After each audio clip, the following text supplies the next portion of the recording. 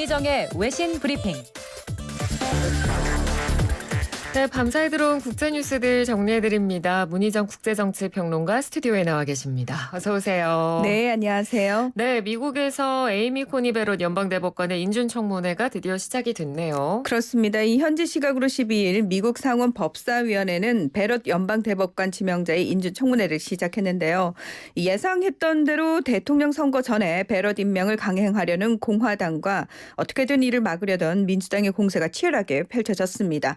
미국 공화당은 오는 15일까지 상원 법사위에서 인사청문회를 실시하고 22일 법사위 인준안 표결을 거쳐서 대선 전에 전체 회의에 인준안을 상정할 계획임을 밝혔습니다. 민주당은 2016년에 이 공화당이 대선을 앞두고 대법관 지명을 무산시킨 사례를 상기시키면서 이번 청문 절차 자체가 불법이라고 주장을 하고 있습니다. 네. 자, 첫날에는 이 베럿 지명자의 종교관과 오바마 케어에 대한 공방이 뜨거웠는데요. 독실한 가톨릭 신자로 노틀담대 법대 교수로 재직할 당시 학교 내 낙태 반대 모임의 일원이었다는 점과 또 오바마 케어로 불리는 전 국민 의료보험에 대한 비판적 견해를 가지고 있다는 점이 핵심 쟁점이었습니다.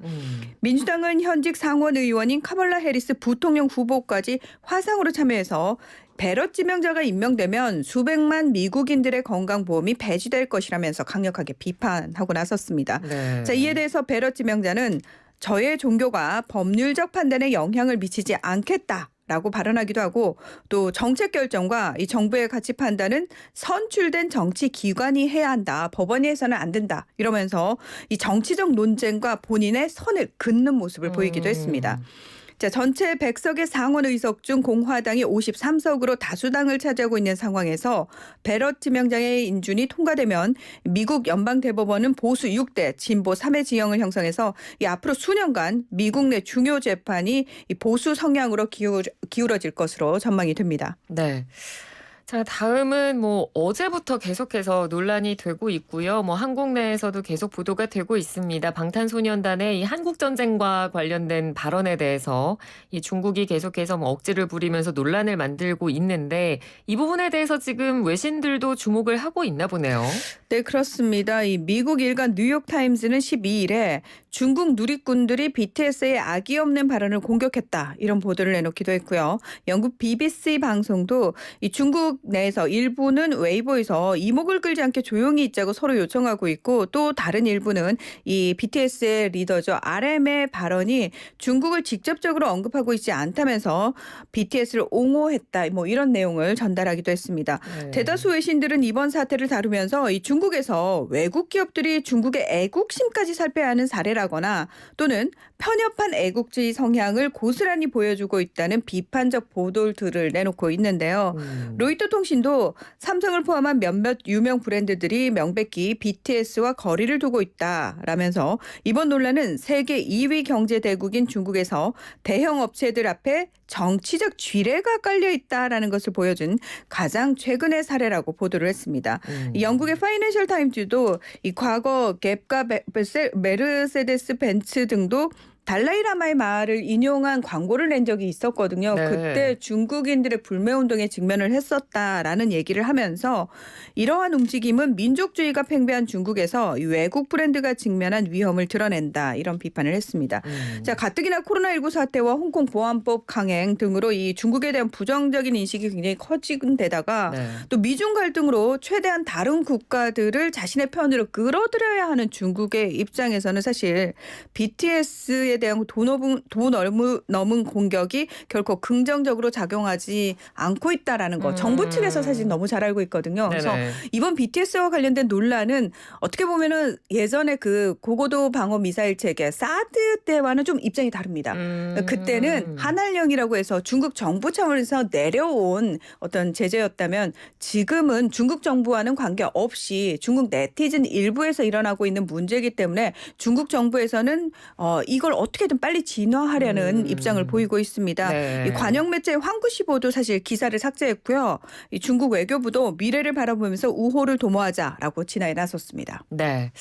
자, 이번에는 유엔 인권이사회 관련 소식입니다. 중국, 러시아, 사우디아라비아 등이 이사국으로 선출될 가능성이 높아져서 논란이 일고 있다고요. 네, 그렇습니다. 자, 임기 3년의 유엔 인권이사회 이사국은 지역별로 배분이 돼서 47개 나라가 맡고 있거든요. 네. 그런데 현재 15개 석이 공석입니다. 그래서 15개 나라를 뽑아야 되는데 이 문제는 이런 그 선출 방식이 딱 고정돼 있는 상황에서 이전에 이사국을 했던 나라들을 좀 배제하고 하지 않았던 나라들 위주로 또 후보군을 추리게 되면은 어쩔 수 없이 인권 탄압국이라는 오명을 쓰고 있는 나라들이 들어갈 수밖에 없는 상황이 벌어진 겁니다.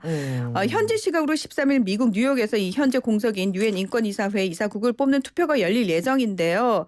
중국, 러시아, 사우디 같은 나라들이 새롭게 선출될 것으로 예상이 되기 때문에 인권단체라든지 인권운동가들이 방화범이 소방대에 들어가는 것과 같은 일이다. 이 비유가 굉장히 와닿죠. 네, 그러네요. 그러면서 유엔 인권 탄압국 투표다 이러면서 강하게 반발하고 있습니다.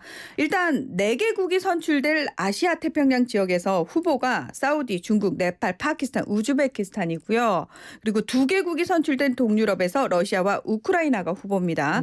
그리고 3개국이 공석인 남미 카리브해 지역에서는 쿠바, 멕시코, 볼리비아가 후보국으로 나선 상태인데 예.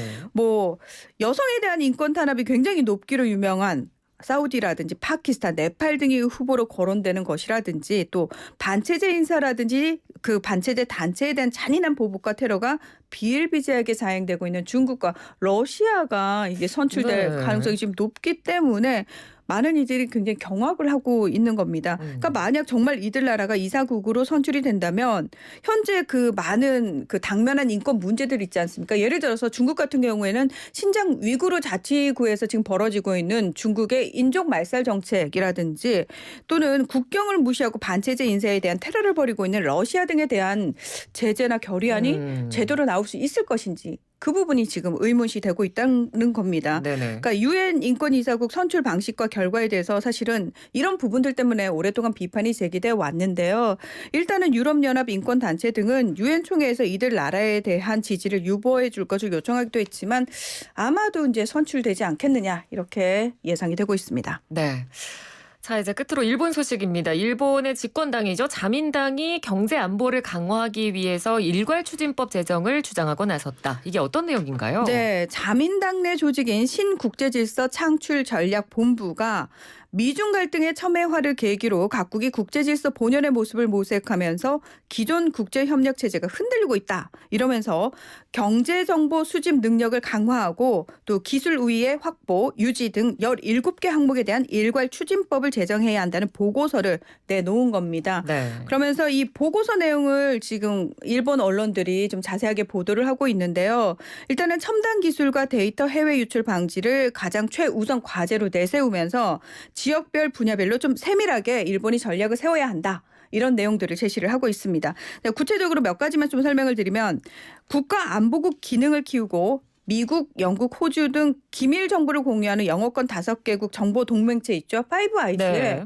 일본이 들어가야 된다. 아. 이걸 지금 얘기를 하고 있고요. 또 하나가 어차피 국제적인 규칙 만들기를 위해서는 거기에 일본이 영향력을 끼치기 위해서는 국제기구의 수장으로 또는 고위직으로 일본인들이 많이 진출을 해야 된다. 그렇기 때문에 정부 차원에서 전략적으로 이 부분을 노력을 해야 된다라고 이야기를 하고 있습니다. 그리고 자위대 기지라든지 원자력 발전소 등 안보상 중요 시설 주변의 토지를 외국 자본이 매수할 수 없도록 하는 법규를 제정을 해야 되고 또 코로나19와 같은 대규모 감염증과 관련한 보안 대책으로는 기존 감염증법과 또 신종 인플루엔자 대책 특별조치법을 개정해야 된다. 이런 내용들을 담고 있습니다. 네. 이 자민당은 이 보고서를 바탕으로 올해 안에 최종안을 정부에 제출할 예정이라고 밝혔습니다. 예, 알겠습니다. 오늘 소식 잘 들었습니다. 고맙습니다. 네, 고맙습니다. 네, 지금까지 문희정 국제정치평론가였습니다. 1부는 여기서 마치고요. 잠시 뒤 2부에서 뵙겠습니다.